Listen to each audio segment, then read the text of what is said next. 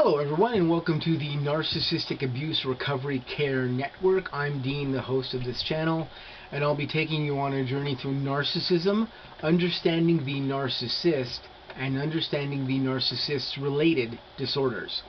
Today I'm going to be presenting to you episode 84 in the N.A.R.C.N series, and episode 84 is entitled, Why So Few Are Awake to Narcissism.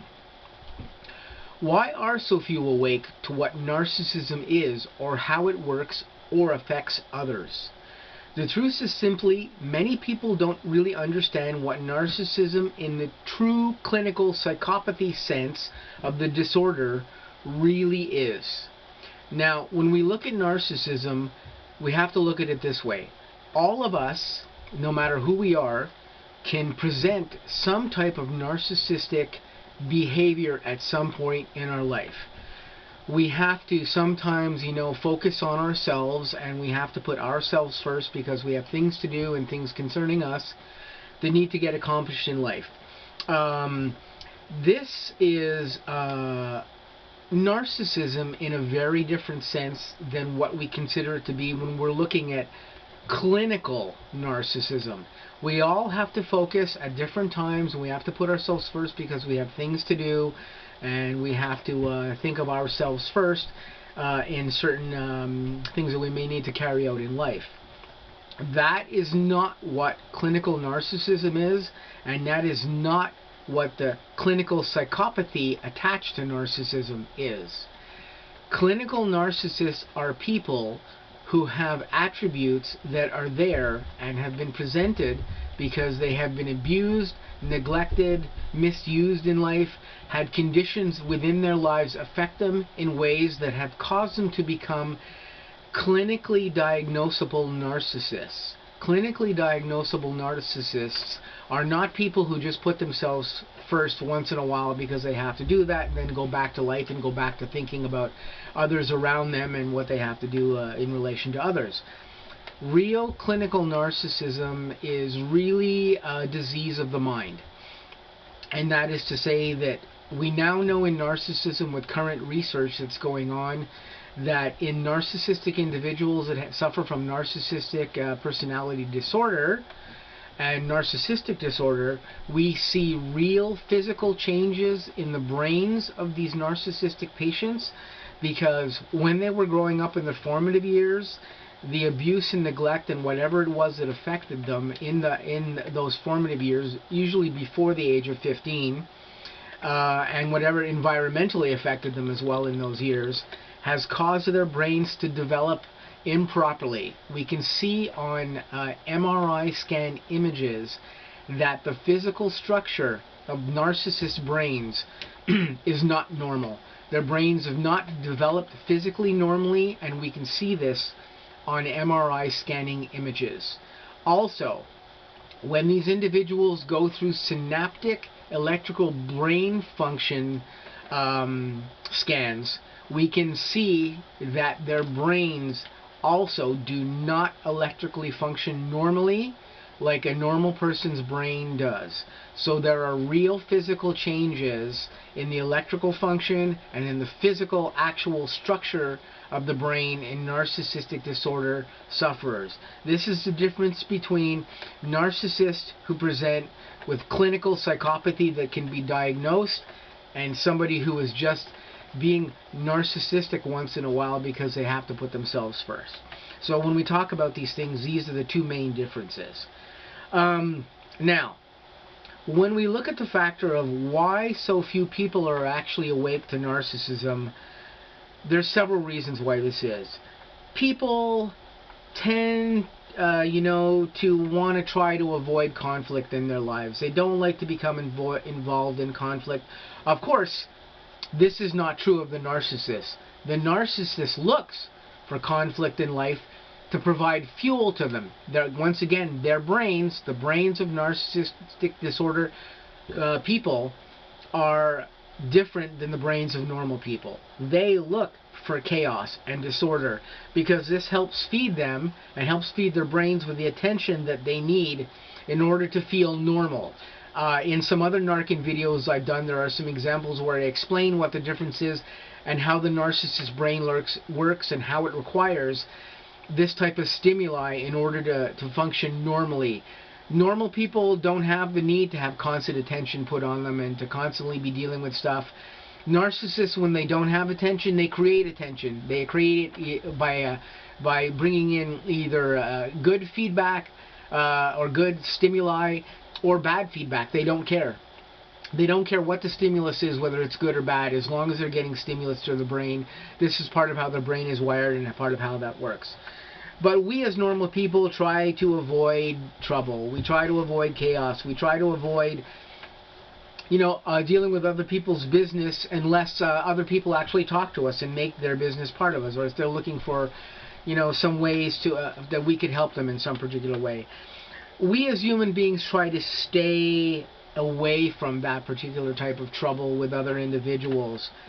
Where narcissists, they try to create this. Now, the nature of normal people wanting to stay away from chaos in their lives is part of why some of us find it so hard to understand what actually goes on within narcissism, and why so many people are really not awake to what real clinical narcissism actually is. It's hard to imagine that there are individuals in this world, people, human beings, that can want to purposely put trauma onto other people just for the purpose of fueling their own egos or fueling their own requirement for stimuli. When you're a normal thinking person, you don't understand this. You won't understand this. We all like attention. This is a thing that we all deal with in life. We all like to be adored, and we love it when people love us and when they provide us with some degree of attention. But normal people, we don't need that attention 24/7. The narcissist needs this attention 24/7 to literally quiet the chaos that goes on within their minds. They have dealt with such extreme things in their lives often. Not all narcissists, but many narcissists have dealt with these things, or they have simply been not paid attention to when they were young in the proper ways. There's a right and a wrong way to pay attention to children when they're being raised and when they're growing up. And all these things affect how a narcissist's mind works. If you have a normal mindset and a normal brain function, you won't understand what the narcissist goes through in this way, and you won't understand why their brains are like this. But generally to say, why a lot of us are not awake to narcissism is simply that we just do not understand it. There are many, many resources out on the internet to find information on narcissism and how a true clinical narcissist mind actually works. I've provided some of these links on my channel before, as well as I've talked about these things in many, many videos on the N.A.R.C.N network. You can find all kinds of information on my channel in this.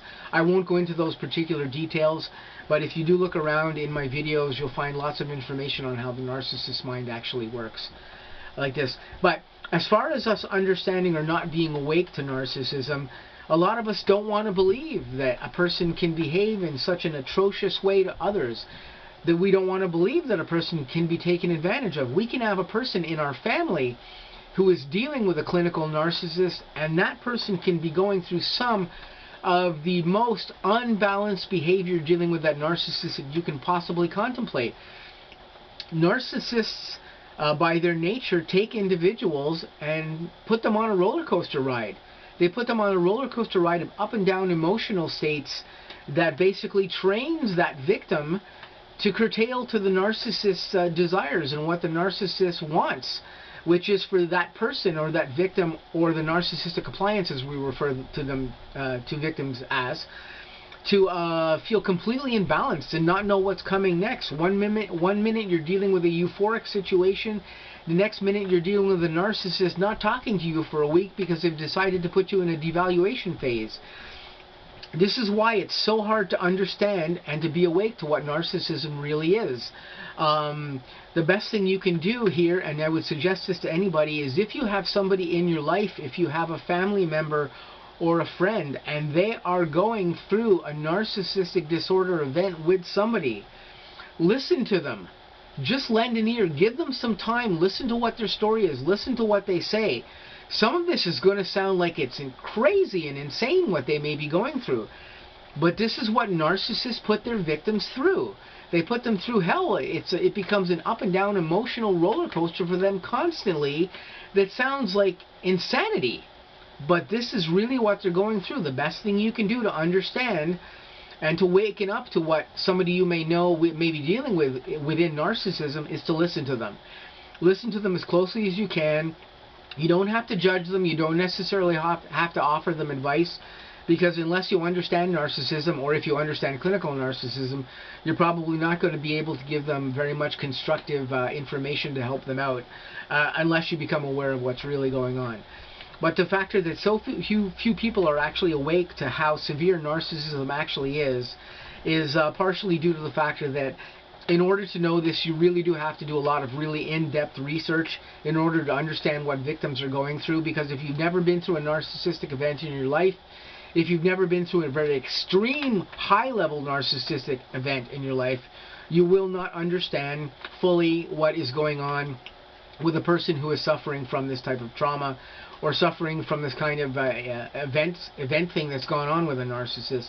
It becomes very hard to comprehend this, and this is one of the reasons why so few people are actually awake to how severe narcissism actually can be when a victim is being exposed to this type of traumatic event.